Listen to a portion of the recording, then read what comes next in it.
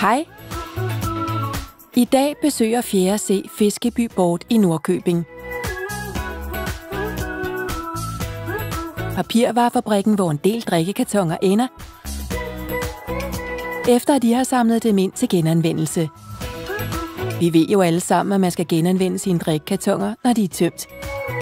Men hvad sker der så med dem bagefter? Det skal vi finde ud af i dag. Så følg med.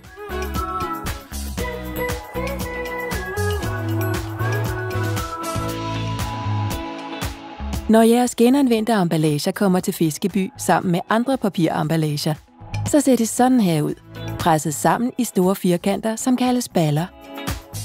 Kan I se, hvor mange der er?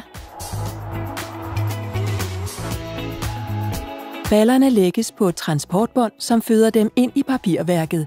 Her bliver alle kartonerne delt i små bidder. Når de er blevet delt, sendes de ind i et kæmpestort rør, eller en tromle, som man også kalder det. Her bliver vores dele af kartonemballage blandet med almindeligt vand. Når emballagerne er blevet rigtig bløde, løsner både plast og aluminium sig. Noget, som jo er nødvendigt for at holde indholdet naturligt uden tilsætningsstoffer. Plast og aluminium sendes ud i et rør, som ser sådan her ud. På papirvarefabrikken bliver det lavet om til energi, som kan bruges ved produktionen af kartoner. Efter at kartonerne har været i den store tromle, ligner de ikke længere emballage, men bare en brun masse. Den brune masse er papirfiber, og det er det, der bliver materialet til en ny karton.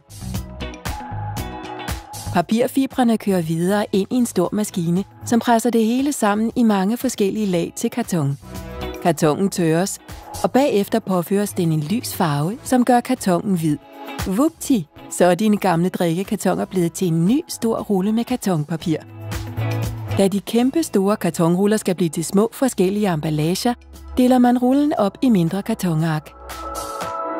Disse bliver så senere sendt til virksomheder, som laver f.eks. pizzabakker, toiletruller og emballage til is. Det er enkelt og godt for miljøet at genanvende. Genanvendte drikkekartoner er en værdifuld råvare til nye produkter. Tænk, om alle bare vidste det.